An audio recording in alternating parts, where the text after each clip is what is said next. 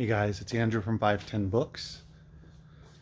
It is Sunday, February 27th, 2022, and my sale just finished about 30 minutes ago. I was cleaning up. I thought I'd make the video.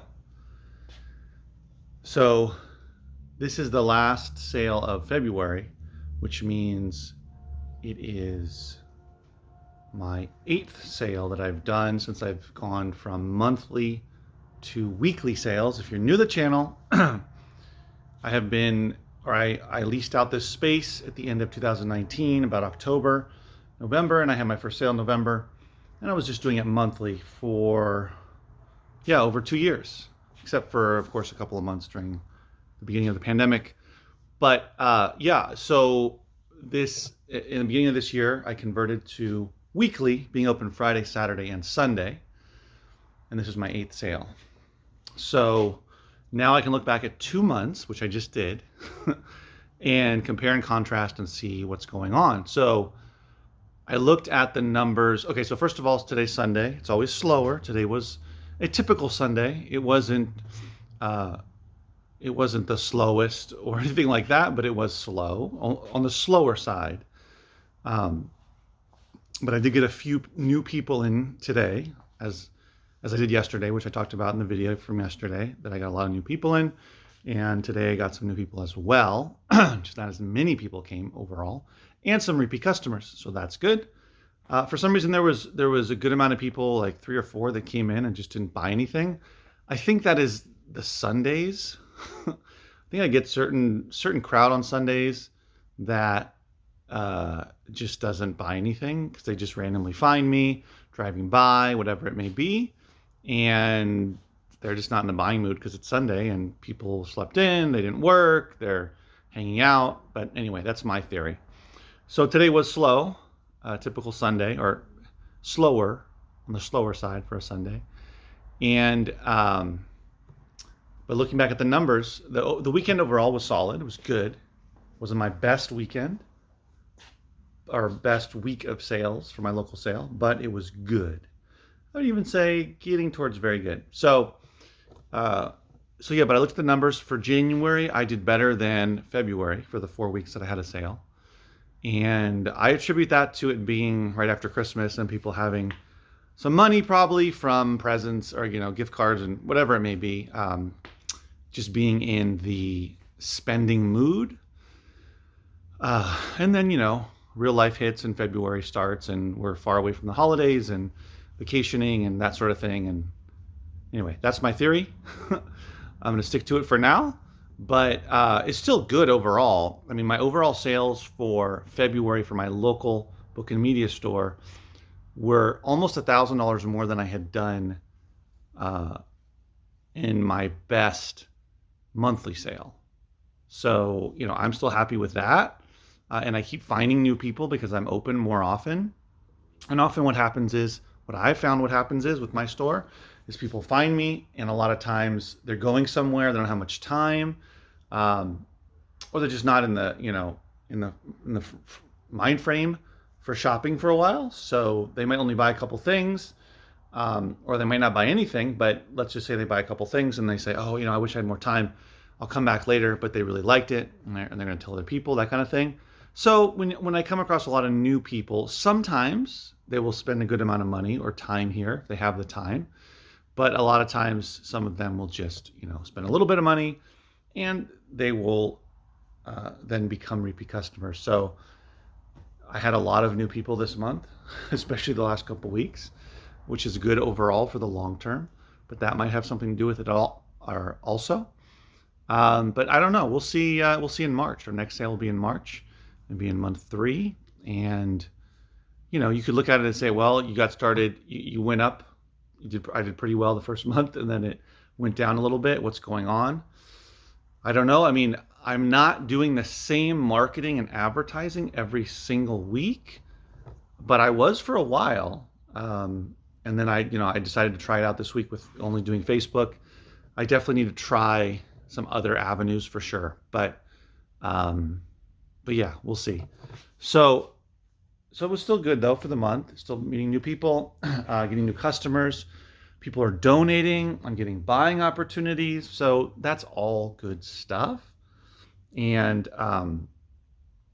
the other thing was that for me personally, I mean, I think everybody should do this. If you're going to open a brick and mortar store, whether it's something like I have set up here, whether you get a traditional retail space, or whether you do one of those antique mall type of setups, whatever it is, I think you should always be selling locally as well as online. I mean, I came from selling on Amazon and then eBay before I got this space, so it was a no-brainer that I was going to continue to do that.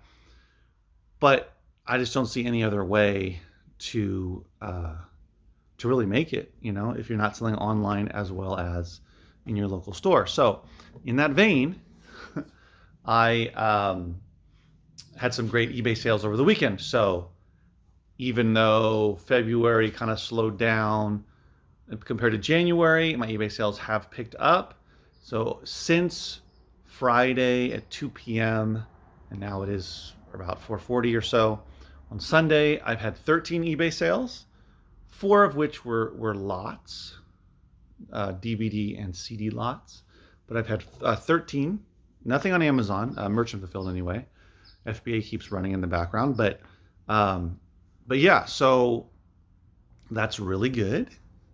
And I couldn't imagine giving up one or the other, to only do online or to only do local. They're different beasts, but they can feed into each other. The stuff that I get locally donated or buy in bulk, some of that makes more sense online. And people that come to my store here sometimes will ask about if I sell online, and I'll tell them I do. They can check me out on eBay. So it all kind of feeds into each other, as well as, of course, online giving me that extra income. I look at it as having 3 sales channels: Amazon, well, 4 technically, but really 3: Amazon FBA, Amazon Merchant Fulfilled, eBay, and my local store, which I think is a lot. And if I ever actually open my other bookstore, my standalone bookstore, then that will be another income stream. But looking at the numbers, it just makes sense, right? They all complement each other. I make more money by doing it. I have more people to sell to, of course, online than I do here. But I'm enjoying funneling almost actually all of my records here. I sell all of them locally. I sell all the video games locally.